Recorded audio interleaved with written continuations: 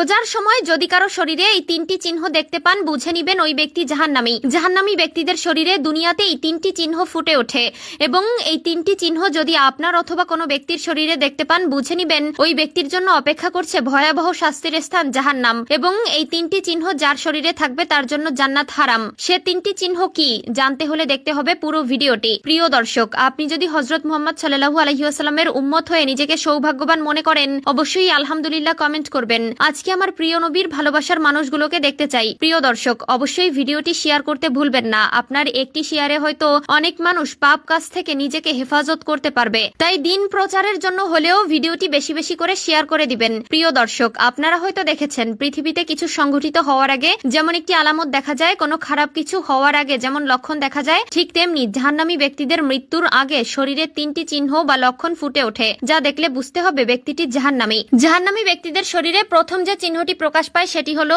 ওই ব্যক্তি যাকে মানুষ ঘৃণা করে। প্রিয় দর্শক, আল্লাহ যাকে ঘৃণা করে বা অপছন্দ করে তাকে আসমানের ফেরেশতারাও ঘৃণা করে এবং বদদোয়া দিতে থাকে, যার ফলে দিন দিন সে সকলের কাছে অপছন্দনীয় হয়ে পড়ে। হাদিস শরীফে এসেছে আল্লাহ তাআলা যখন কোনো মানুষকে ঘৃণা করে তখন তিনি জিবরাইল আলাইহিস সালামকে বলেন, আমি অমুক বান্দাকে পছন্দ করি না, আমি তার উপরে অসন্তুষ্ট। তখন জিবরাইল আলাইহিস সালাম বলেন, হে আল্লাহ, আমি ওই ব্যক্তির উপর অসন্তুষ্ট। তখন তিনি সপ্তম আসমানে ঘোষণা করে দেন এবং পর্যায়ক্রমে সপ্তম আকাশ থেকে ষষ্ঠ আকাশ এরকম করতে করতে দুনিয়াতে থাকা ফেরেশতারাও তার উপর অসন্তুষ্ট থাকে, যার ফলে তার জীবনে কোনো প্রকার কোনো উন্নতি আসে না। এজন্য মানুষ তাকে অপছন্দ করে। যদি কাউকে দেখলে ঘৃণা লাগে, পছন্দ না হয়, দেখতে ভালো না লাগে, বুঝতে হবে ওই ব্যক্তিটি জাহান্নামী। 2 নম্বরে রিজিকের বারাকা উঠে যাওয়া, সফলতা না পাওয়া, যেদিকে যায় কেন জানি ব্যর্থতা তার পিছু ছাড়ে না, টাকা পয়সা কোনো প্রকার কোনো বরকত আসে না এবং দিন দিন সে অধপতনের দিকে চলে যায়। একসময় তার অনেক আধিপত্য বিস্তার ছিল কিন্তু এখন আর তা নেই। এরকম হলে বুঝতে হবে ওই ব্যক্তির উপর আল্লাহ তাআলা সন্তুষ্ট নয় এবং ওই ব্যক্তি জাহান্নামী। 3 নম্বর হলো তার চেহারা কালো হয়ে যাওয়া। আল্লাহ তাআলা প্রত্যেকটি মানুষকে সর্বশ্রেষ্ঠ মাখলুকাত হিসেবে তৈরি করেছেন,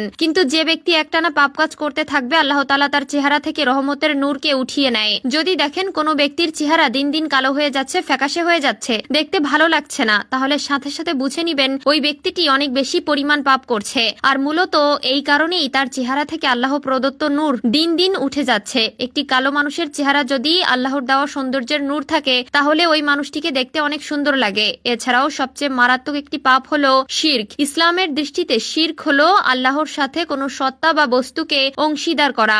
এটি ইসলামের সবচেয়ে বড় পাপ এবং আল্লাহ তাআলা এই পাপকে ক্ষমা করবেন না। যদি কেউ এই অবস্থায় মৃত্যুবরণ করেন এবং তওবা না করে তার জন্য রয়েছে ভয়ঙ্কর শাস্তি। মহান আল্লাহ তাআলা চাইলেই বান্দার সকল গুনাহকে মাফ করে দিবেন, কিন্তু শিরককারীকে কখনোই ক্ষমা করবেন না। সে হবে চিরস্থায়ী জাহান্নামী। এই বিষয়ে মহান আল্লাহ তাআলা কোরআনে উল্লেখ করেছেন, নিশ্চয়ই যে আল্লাহর সঙ্গে শিরিক করবে আল্লাহ তাআলা তার জন্য জান্নাত হারাম করে দিবেন এবং তার আবাস হবে জাহান্নাম। সূরা আল মাইদা। মহান আল্লাহ তাআলা আমাদের সকলকে ঈমান নিয়ে কবরে যাওয়ার তৌফিক দান করুক। আমিন।